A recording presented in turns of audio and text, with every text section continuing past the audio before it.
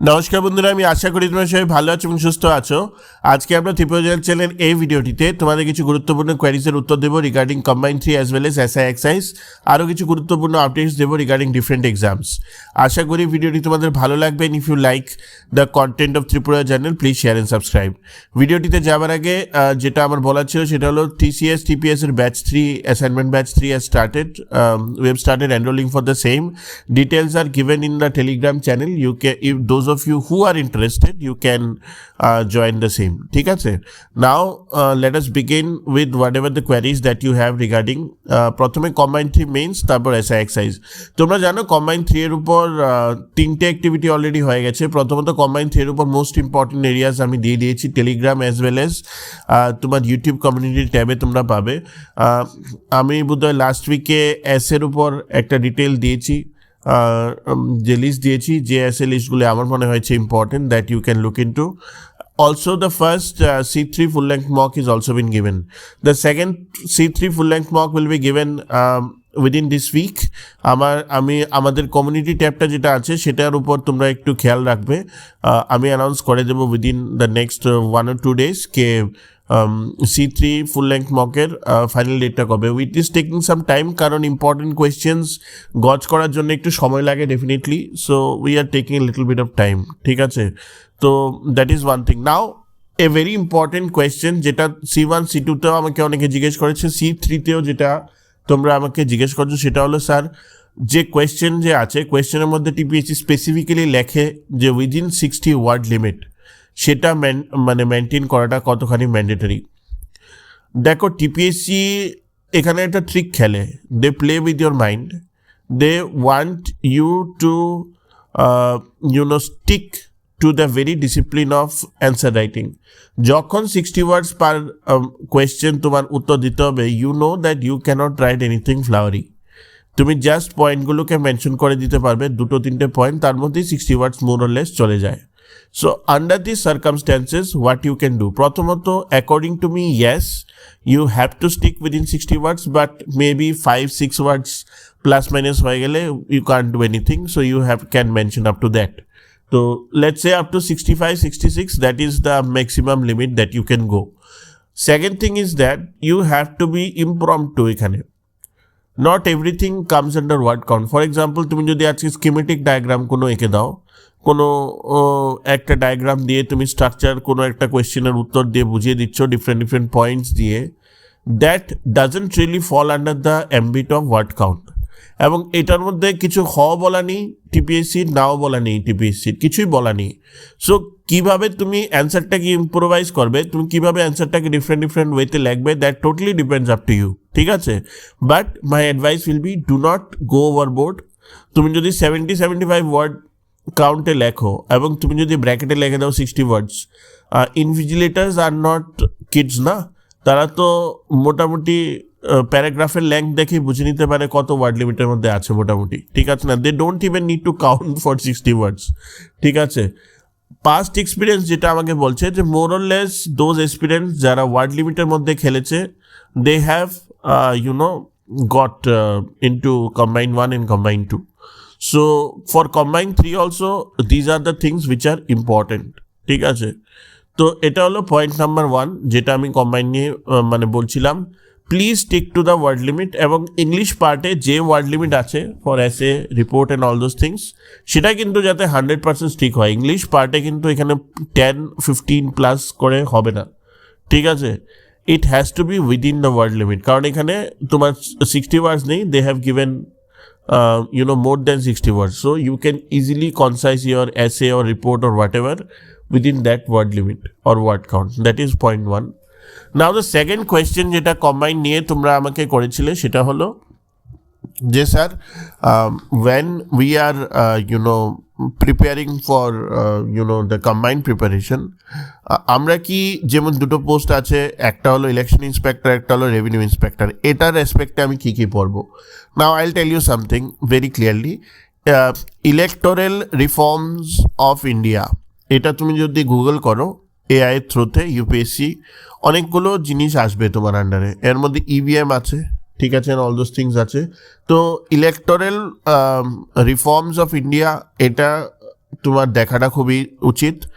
Representations of people's act 1951, এটা আমাদের লক্ষ্মীকান্তের মধ্যে চ্যাপ্টার আছে, সেটাও দেখা তোমার খুবই important. As well S EVM এর উপর যে রিসেন্ট কিছু নিউজ আসছে, আর্টিকেলস যে আসছে যে ইভিএম এর কাজকর্মের উপর কম্প্রোমাইজ হচ্ছে কিনা, এটার উপর কোনো অ্যাকচুয়ালি সোর্স আছে কিনা, weather this technology can be hacked or not, etcetera etcetera. এই যে রিগার্ডিং 3 অ্যাঙ্গেলে আসতে পারে ইলেকশন ইন্সপেক্টরের জন্য।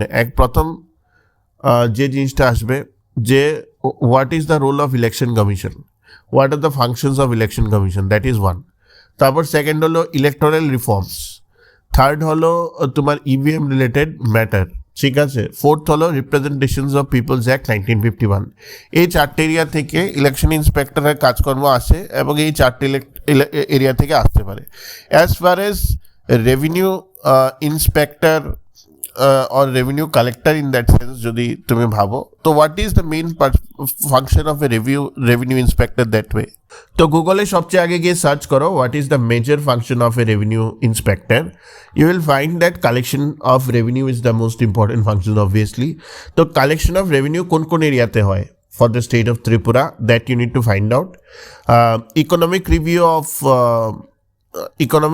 ত্রিপুরাতে রেভিনিউ ডিপার্টমেন্ট যদি থেকে থাকে, সেই রেভিনিউ ডিপার্টমেন্টের ফাংশন কি দেখতে পারো, গুগলে রেভিনিউ ডিপার্টমেন্টের ফাংশন কি দেখতে পারো। This is where you need to play.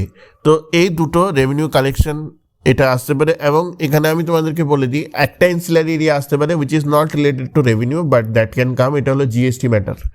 তো GST, how GST is different from the previous regime, যখন ভ্যাট ছিল, ভ্যালু এডেড ট্যাক্স ছিল, তার থেকে যে আমরা জিএসটিতে চলে এসেছি, how is it different from VAT, so how it is making the system more transparent, how it is making things easier, ঠিক আছে। So those things that you need to look into. তো এটা হলো মোটামোটা আমার regarding the ফাংশনারি, মানে job ফাংশনারির উপর কীরকম প্রশ্ন আসতে পারে।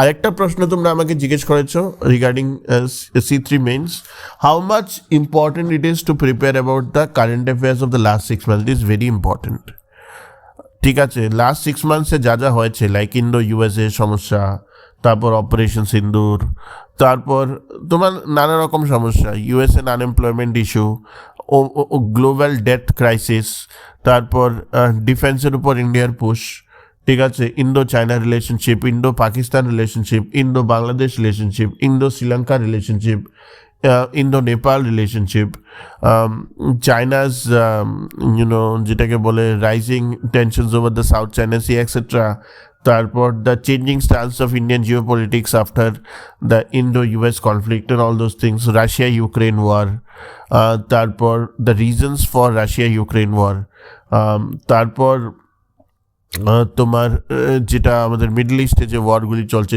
সেগুলোর উপর, Gaza and all those things, the limitations of United Nations, ঠিক আছে, the limitations of organizations, global organizations in countering the war, ঠিক আছে। তো all these things are very much important, very much relevant. এটা হলো একটা অ্যাসপেক্ট। আরেকটা অ্যাসপেক্ট হলো সায়েন্স অ্যান্ড টেকনোলজির উপর, যে রিসেন্ট গ্লোবাল ওয়ার্মিং, ঠিক আছে, বা অন্য যে এরিয়াজ আছে সেগুলো একটা অ্যাসপেক্ট। আরেকটা অ্যাসপেক্ট হলো পলিটির উপর। দেখো পলিটির উপর তো শর্ট কোয়েশ্চেন আসতে পারে, আমি তো চ্যাপ্টার নিয়ে আগে ডিসকাস করেছি।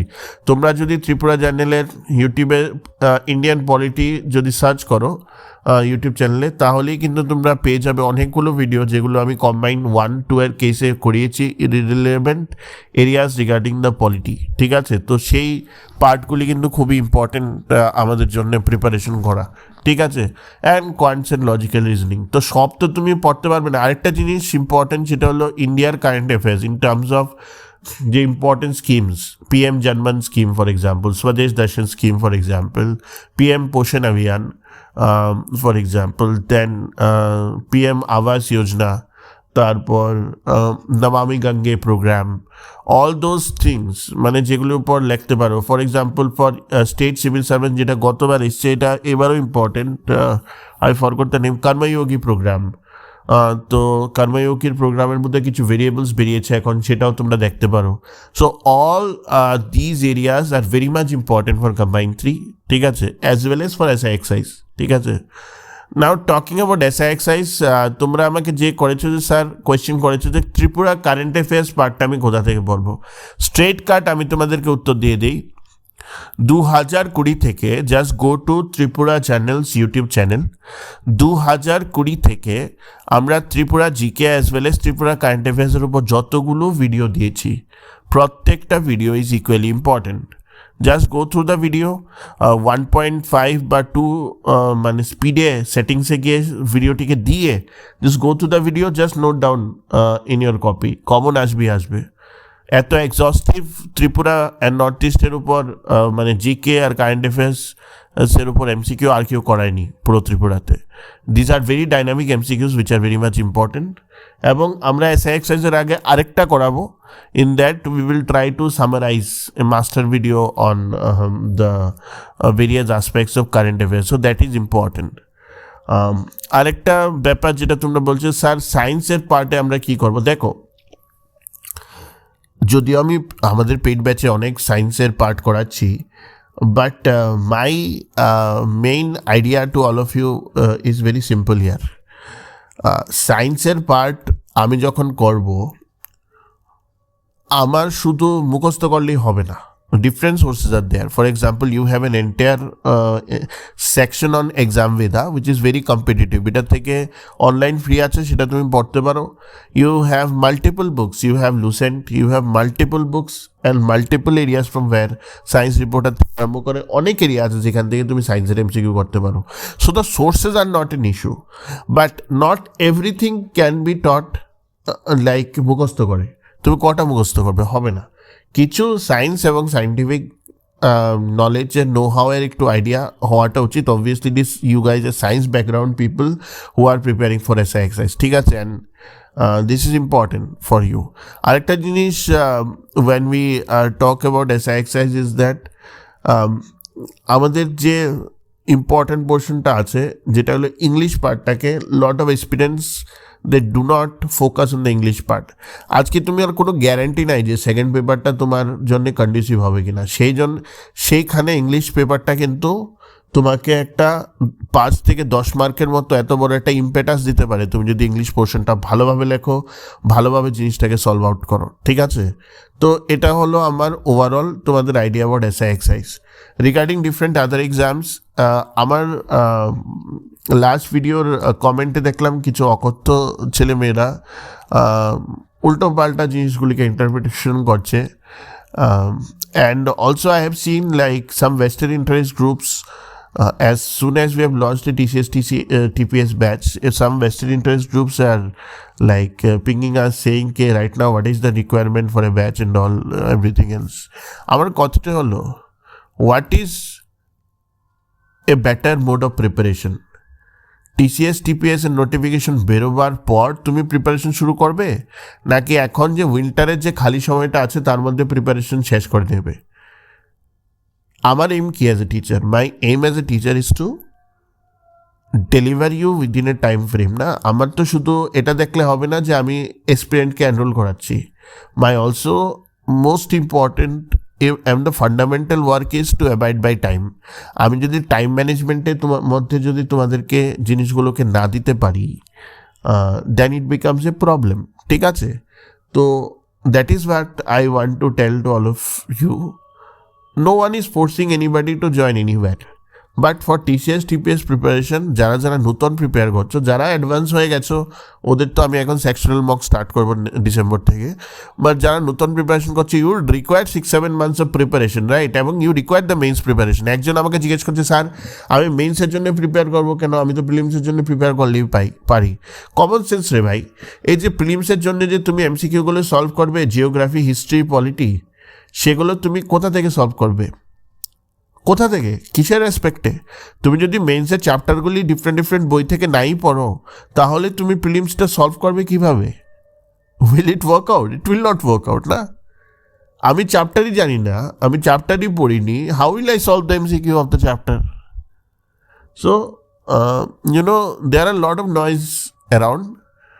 I'd request all of you just decide what is best for you, ঠিক আছে?